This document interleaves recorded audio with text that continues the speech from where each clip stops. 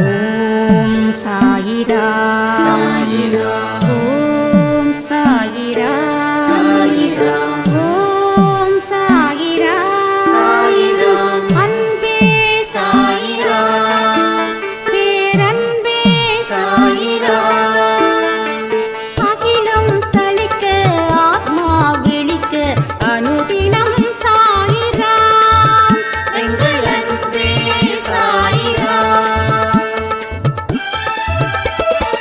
ஒன்றே இறைவன் ஒன்றே பூமிக்கென்றும் சாயிரா சரணம் சாயிரா நன்றே செய்து வாழ்வோம் நாம் ஒன்றே செய்து வாழ்வோம் அன்பே சாயிரா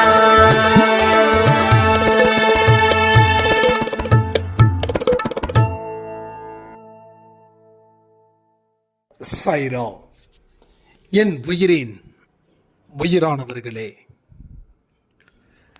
ஒரு சாய்ராமோட கேள்வி, நெகட்டிவ் தாட்ஸில் இருந்து எப்படி வெளியில் வருது? எல்லா மனுஷங்க கிட்டேயும் எது இருக்குதோ இல்லையோ, இந்த நெகட்டிவ் தாட்ஸ் எதிர்மறை எண்ணங்கள் படித்தவங்க கிட்டேயும் இருக்குது, படிக்காதவங்க கிட்டேயும் இருக்குது, பணக்காரர்கிட்டையும் இருக்குது, ஏழைங்க கிட்டேயும் இருக்குது. ஆனால் இதை எந்த மனுஷன் வெல்கிறானோ அவனுக்கு தான் வாழ்க்கையில் அத்தனையும் சாத்தியப்படும். எதிர்மறை எண்ணங்களை வச்சுக்கிட்டு நீங்கள் எந்த ஒரு விஷயத்தை செஞ்சாலும் அது திருப்பி உங்களையே தாக்கும். ஆனால் நேர்மறை எண்ணங்களை வச்சுட்டு எதை நீங்கள் செஞ்சாலும் அது திருப்பி உங்களை காக்கும். அது தாக்கும், இது காக்கும்.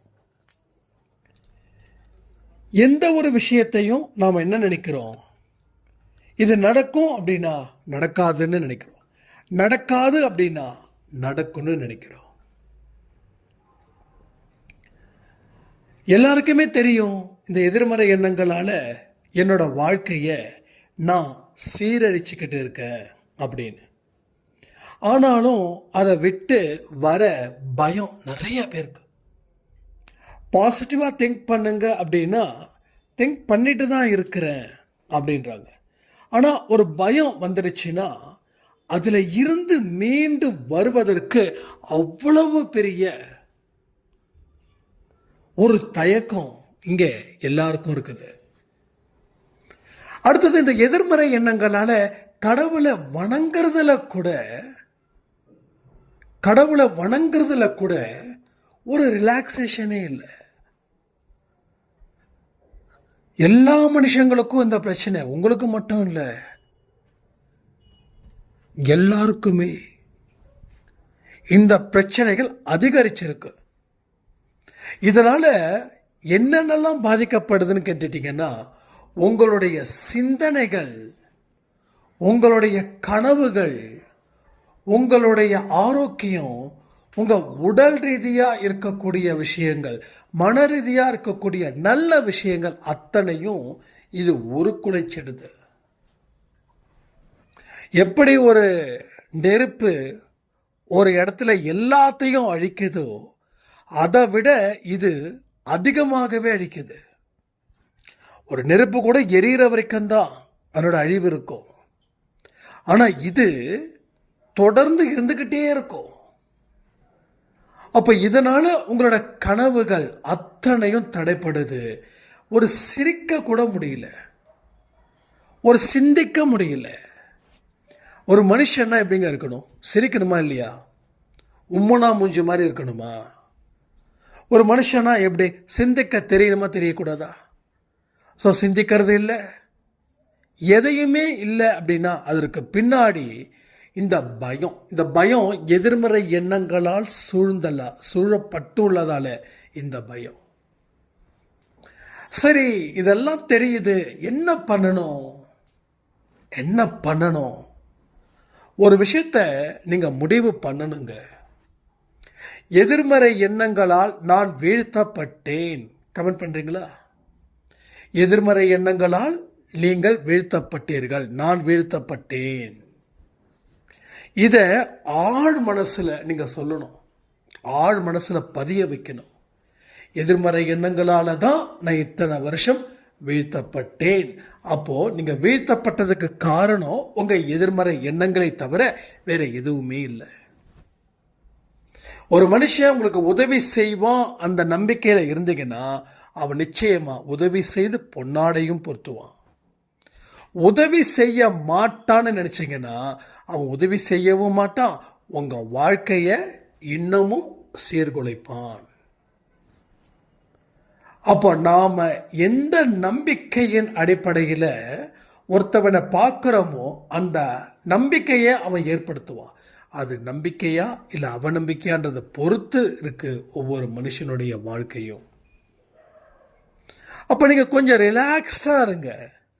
உங்களை சுற்றி என்ன நடக்குது, எதனால் இப்படிப்பட்ட சூழ்நிலை வந்தது, இந்த சூழ்நிலைக்கு காரணமாக இருக்கக்கூடிய எண்ணங்கள் எப்படிப்பட்டது, இந்த எண்ணங்கள் தான் என்னோட வாழ்க்கையை கெடுத்துதா அப்படின்றத நீங்கள் தீவிரமாக நம்பணும். எதுக்குங்க கோயிலுக்கு போக சொல்கிறாங்க? கோயிலுக்கு ஏன் போக சொல்கிறாங்க? தினமும் ஏன் கோயிலுக்கு போக சொல்கிறாங்கன்னா அதுக்கும் ஒரு காரணம் இருக்குது. தினமும் கோயிலுக்கு போகிறோம் அப்படின்னா அங்கே ஏற்கனவே இருந்திருப்பாங்க இல்லையா, அவங்க எல்லாருமே ஒரு நேர்மறை எண்ணங்கள் கொண்டவர்களாக இருப்பார்கள். அப்போ அந்த பாசிட்டிவ் தாட்ஸு நம்ம மைண்டுக்குள்ளே கிளாஷ் ஆகி அது நம்மளை வந்தடையுது. அப்போ கோயிலுக்கு போகிறதால நேர்மறை எண்ணங்கள் வருமா? எஸ், 10%. ஆரம்பம் ஸ்லோவாக தான் இருக்கும். ஒரு வாக்கிங் நடக்கும்போது பார்த்தீங்கன்னா ஃபஸ்ட்டு 5 நிமிஷம் ஸ்லோவாக தான் இருக்கும். எடுத்தவொடனே ஓடோடி நடக்க முடியாது. அடுத்த 5 நிமிஷம் ஃபாஸ்ட்டாக இருக்கும், அடுத்த 5 நிமிஷம் ஸ்லோவாக இருக்கும். ஒவ்வொருத்தவங்க நடக்கக்கூடிய விஷயத்தை பொறுத்து. அதே போல தான் இங்கேயும் முதல்ல மந்தமாக தான் இருக்கும். என்ன கோயிலுக்கு போகிறோம், எதிர்மறை எண்ணங்கள் அப்படியே தானே இருக்குதுன்னு. எஸ், அப்படியே தான் இருக்கும். போக போக தான் அது பல நாட்கள் தேவைப்படும். அப்போது எதிர்மறை எண்ணங்கள் எங்கெங்கெல்லாம் முளைக்குது, அதை கிள்ளி போட முடியுமா, அதை அழிக்க முடியுமானா அது கிள்ளவும் முடியாது, அழிக்கவும் முடியாது. அது கிள்ள கிள்ள வளர்றது, அதை அழிக்கவே முடியாது. ஆனால் நேர்மறை எண்ணங்களை வளர்த்து அதை டம்மியாக்கலாம். நான் ஒருத்தனை வீழ்த்தணும் அப்படின்னு நினச்சா என்னால் அவனை வீழ்த்த முடியாதுன்ற சூழ்நிலை வரும்போது அவனை விட பலமான ஒரு ஆளாக நான் ட்ரைனிங் கொடுத்தா அவனை அழிச்சிடலாம். இல்லைன்னா அவன் நம்ம சைடு வராமல் இவனை பலப்படுத்தலாம். எதையுமே அழிக்கணும் அப்படின்னு நினைக்க வேண்டாம். எதை அழிக்கணும்னு நினைக்கிறீங்களோ அது இன்னமும் ருத்ரதாண்டவம் எடுக்கும். என்னையா நீ அழிக்கணும்னு நினச்ச, நான் உன்னை அழிக்கிறேன் பாரு அப்படின்னு. அதனால் எதையும் அழிக்க வேண்டாம், வேறு எதுவும் வளர்ப்போம். அழிக்கவே வேண்டாம். எதிர்மறை எண்ணங்களை யாருமே அழிக்காதீங்க, தயவுசெய்து அழிக்காதீங்க. அழிப்பது நமது நோக்கம் இல்லை, வளர்ப்பதும் ஆக்குவதும் தான் நம்மளோட நோக்கமாக இருக்கணும். ஸோ அதில் கூட ஒரு ஆன்மீகத்தை கொண்டு வந்து சேர்க்கலாமே. இருந்தால் இருந்துட்டு போகுது. எதிர்மறை எனக்கு என்னப்போ என்னை டிஸ்டர்ப் பண்ணாமல் இருக்கும்போது எதிரி எனக்கு பிரச்சனை இல்லை. அவனை டிஸ்டர்ப் பண்ணவே இல்லை, அவனை அழிக்கணும்னு நான் நினைக்கவே இல்லை. ஏன்னா அவன் என்னை டிஸ்டர்ப் பண்ணலை, அதனால் எனக்கு தேவையில்லை. அவன் என்னை டிஸ்டர்ப் பண்ணானா தான் நான் அவனை அழிக்கணும். ஆனால் இனி உங்கள் எதிர்மறை எண்ணங்கள் உங்களை டிஸ்டர்ப் பண்ணாதது போல் நம்ம நேர்மறை எண்ணங்களை வளர்க்கலாமா? எத்தனை பேர் எதிர்மறை எண்ணங்களால் இத்தனை சதவீதம் பாதிக்கப்பட்டிருக்க, நேர்மறை எண்ணங்களால் இத்தனை சதவீதம் நான் வளர்ந்துருக்கேன்னு உங்களால் ஒரு பர்சன்டேஜ் 100க்கு எத்தனை மார்க் கொடுப்பீங்கன்றதை கமெண்ட்டில் கமெண்ட் பண்ணுங்கள். சரி, நேர்மறை எண்ணங்களுக்கு என்ன செய்யணும்? முதல் வேலை என்ன தெரியுமா இருக்கணும்? சுறுசுறுப்பாக இருக்கணும். சுறுசுறுப்பாக இருக்கணும். உங்களுக்கு என்னெல்லாம் பிடிச்சிருக்குதோ அது எல்லாத்தையும் செய்யணும்.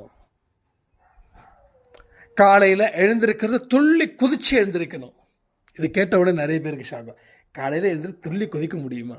எங்கள் காலையில் எழுந்திரிச்சா அடுத்த 1 மணி நேரத்துக்கு நான் தூக்கத்தில் இருக்கேனா இல்லை விழிப்புணர்வில் இருக்கேனான்னு எனக்கு தெரியல, நீங்கள் துள்ளி குதித்து வேற சொல்கிறீங்களே அப்படின்னு கேட்கலாம்.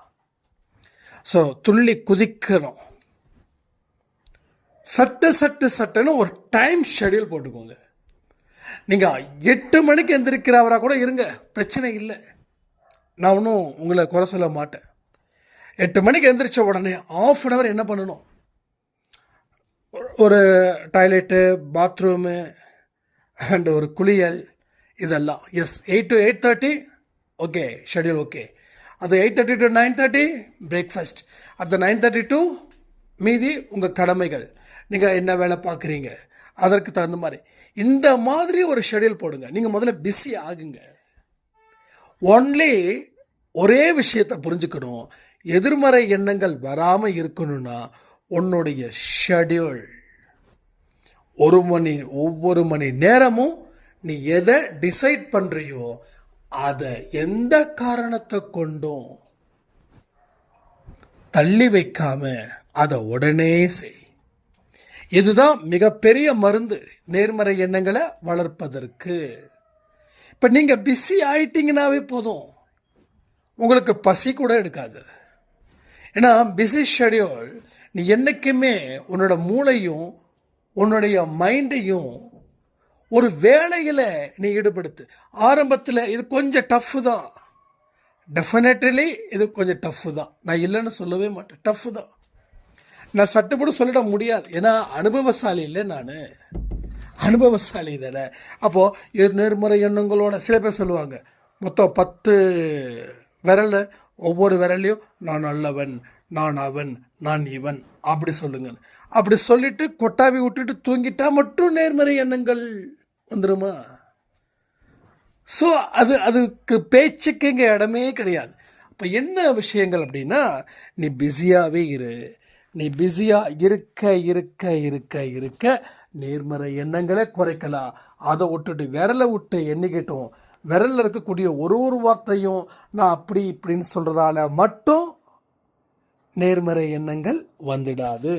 அப்படி வரணும்னா எத்தனையோ பயிற்சி கூடங்களில் எத்தனையோ சொல்லி கொடுத்துட்ருக்காங்க. சில பேர் சொல்கிறாங்க, நான் 10,000 ரூபா கட்டி போனேன், நேர்மறை எண்ணங்கள் நல்லா தான் இருந்தது சாய்ராம், ஆனால் அது போயிட்டு ஒரு 10 நாள் நல்லா இருந்தது, மறுபடியும் ப்ராப்ளம் ஆயிடுச்சு. அப்போது சில பேர் தலை வலிக்குதுன்னு சொல்லுவாங்க, மாத்திரை போடுவாங்க, சரியாயிடுச்சுன்னுவாங்க. அப்போது மாத்திரை போட்டால் தான் தலைவலி குணமாகுது, ஆனால் மாத்திரை போடாமலே தலைவலி குணமாகணும், தலை வலிக்கக்கூடாது.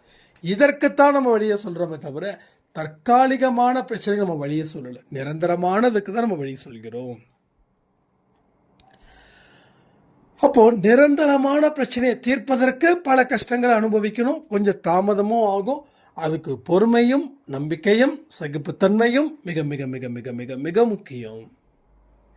அப்போ இது எல்லாத்தையும் கூட்டி பலத்தை சேர்த்து நீங்கள் வாழ்ந்து பாருங்களேன். எல்லாத்தையும் கூட்டணும், எது பலமோ அதை தேடணும், அதை கண்டுபிடிக்கணும். பலத்துக்கு உண்டான வழிகள் என்னென்ன இருக்குதோ அத்தனையும் வாழ்க்கையில் பயன்படுத்தி பாருங்க. அப்போது எதிர்மறை எண்ணங்களை பற்றி நினைக்கவே மாட்டோம். நிறைய பேர் பாருங்களேன், வேலைக்கு போனால் கூட வேலை இல்லைன்னா அவங்க எதை நினைப்பாங்கன்னு நினைக்கிறீங்க? நிறைய பேர் மோஸ்ட்லி வாழ்க்கை எப்படி இருக்குமோ, என்ன ஆகுமோ, இப்படி தான் நினைப்பாங்க. நம்ம வாழ்க்கை சூப்பராக இருக்கும், நம்ம வாழ்க்கை எக்ஸலண்ட்டாக இருக்கும், நமக்கு எந்த இடத்துலையும் எந்த பிரச்சனையும் வராது, நம்ம சரியான வழியில் தான் போயிட்டு இருக்கோம் அப்படின்னு நினைப்பாங்களா? இல்லை, நம்ம வாழ்க்கை நல்லா இருக்குமான்னு தெரியலையே, இப்படியே போனால் என்ன ஆகுறது, என் பையன் சரியில்லையே, என் பொண்ணு சரியில்லை, என் மனைவி சரியில்லை, என் புருஷன் சரியில்லை, இப்படி நினைக்க தோணுமா? யார் அதிகமாக நினைப்பாங்க? ஸோ சரியில்லையேன்றவங்க தான் ஜாஸ்தி நினைப்பாங்க, சரியாகும்னு நினைக்கிறவங்க ரொம்ப கம்மி.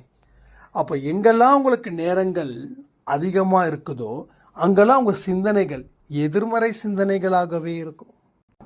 இதற்கு தேவையான ஒரே வழி, உங்களுடைய ஒர்க்கை நீங்கள் என்னவா பார்க்கணும், ஒரு பெரிய ஆப்பர்ச்சுனிட்டியாக பார்க்கணும்.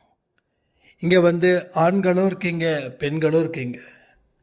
நீங்கள் எந்த வேலையை செஞ்சாலும் செய்யுங்க, அதை பற்றி கவலையே கிடையாது. ஆனால் மற்றவங்க உங்கள் வேலையை குறை சொன்னாலும் அதை பொருட்படுத்தாதீங்க.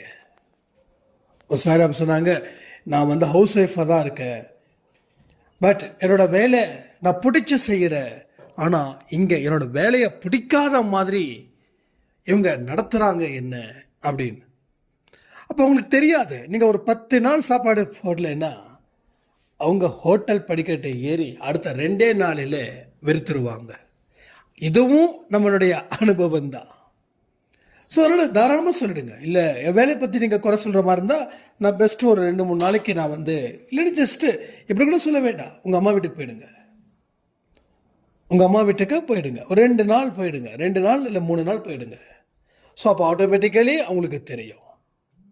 இப்போ என்ன ஆகுதுன்னா, சும்மா பேசுகிறவங்க பேசிட்டு தான் இருப்பாங்க, பட் உங்களுடைய வேலையை எந்த காரணத்தை கொண்டும் குறைச்சி மதிப்பீடு செய்ய வேண்டாம்.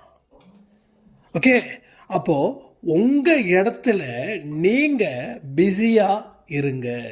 யார் என்ன செஞ்சாலும் அதை பற்றி கவலைப்பட வேண்டாம். நம்ம வேலையை நாம் மதிக்கலைன்னா கடவுள் நம்மளை காப்பாற்ற மாட்டார். ஒரு தள்ளுவண்டி கடை வச்சுருந்தாலும் சரி, இல்லை செருப்பு தைக்கக்கூடிய தொழிலை செஞ்சாலும் சரி, அதில் நீங்கள் தான் முதலாளி, நீங்கள் தான் அரசன், உங்களுக்கு நீங்கள் தான் கிங்கு. அப்போ நீங்கள் அதில் பிஸியாக இருக்க உங்கள் மைண்டு, உங்களுடைய கான்சன்ட்ரேஷன் எல்லாமே எங்கே போகுதுன்னா ஒட்டு மொத்தமாக அந்த இடத்துல போய் நிற்குது.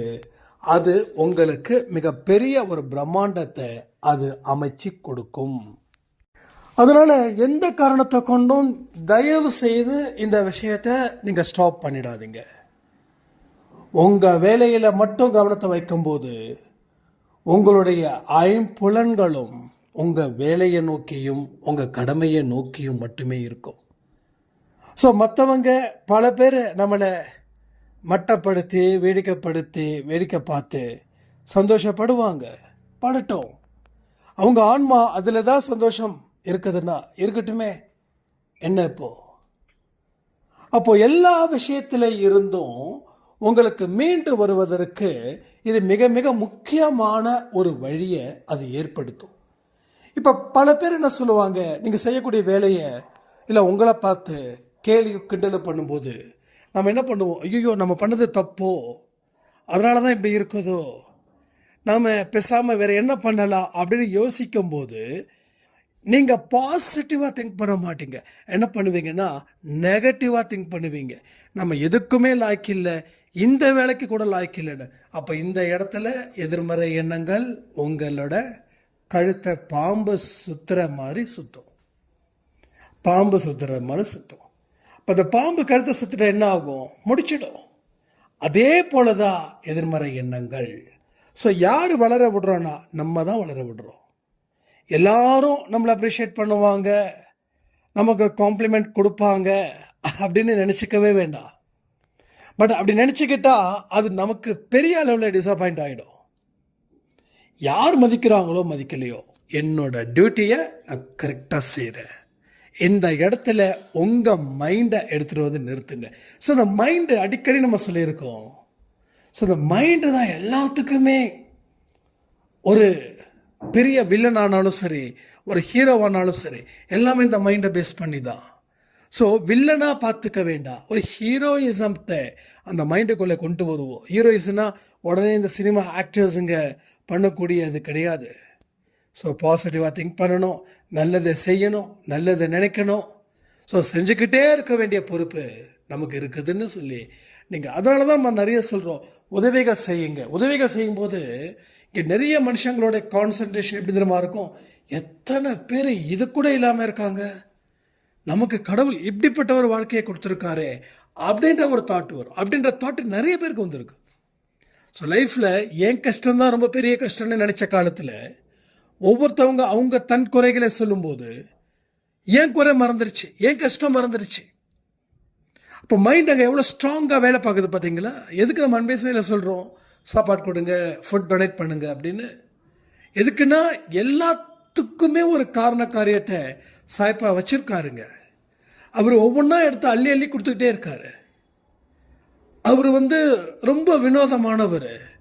இந்த குழந்தைக்கு இவ்வளோ தூரம் கெப்பாசிட்டி இருக்குதுன்றத அவருக்கு நல்லா தெரியும். அவங்கவுங்க கெப்பாசிட்டி தகுந்த மாதிரி ரெடி பண்ணுறாரு. அப்போ உங்கள் கெப்பாசிட்டியை நீங்கள் வளர்த்துக்கிட்டீங்கன்னா அவரும் உங்களுக்கு இன்னும் பரிபூர்ணமான விஷயத்தை செய்து கொடுப்பார்.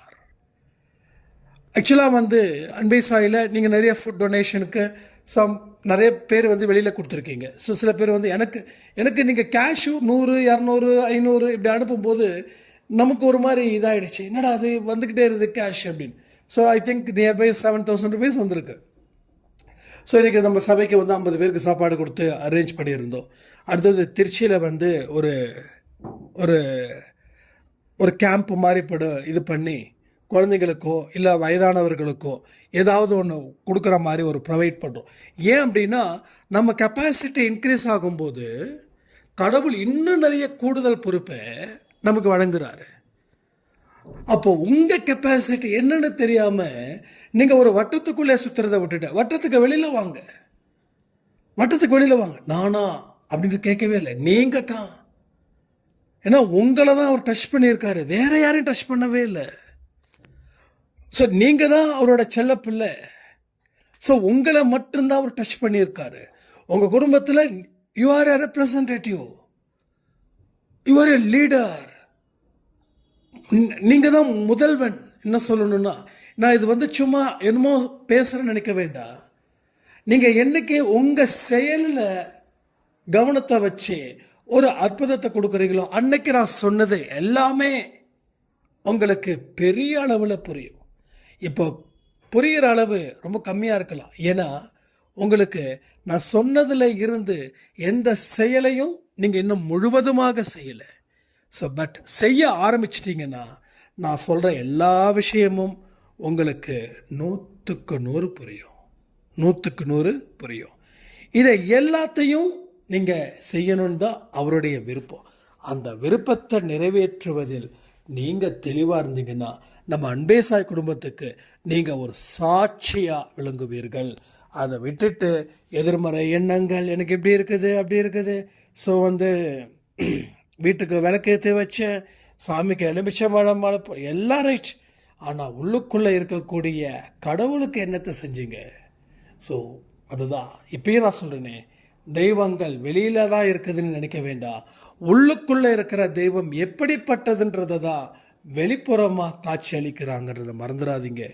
எதிர்மறை எண்ணங்களால் அழிவது தான் நிச்சயமே தவிர வெற்றி பெறுவதற்கு சாத்தியமே இல்லை. அதனால் எதிர்மறை எண்ணத்தை அழிக்க வேண்டாம். நேர்மறை எண்ணங்களை எந்தெந்த விஷயத்தில் கொண்டு சேர்க்க முடியுமோ அந்தந்த விதத்தில் சேருங்க. ஒரு பலமான ஒரு மனுஷனை உருவாக்குங்க. அந்த பலமான மனுஷன், அதாவது எதிர்மறை எண்ணங்கள் கொண்ட பலமான மனுஷன் உங்களுக்குள்ளே இருக்கான் இல்லையா, அவனுக்கு போட்டியாக ஒரு மனுஷனை சாயப்பாவோட அருளாலையும் துணையாலையும் நீங்கள் வளர்த்தீங்கன்னா உங்கள் வாழ்க்கையில் மிகப்பெரிய அளவில் அற்புதத்தை காணலாம் சொல்லி இந்த பதிவை நான் முடிக்கிறேன். ஜெய் சாய்ராம்.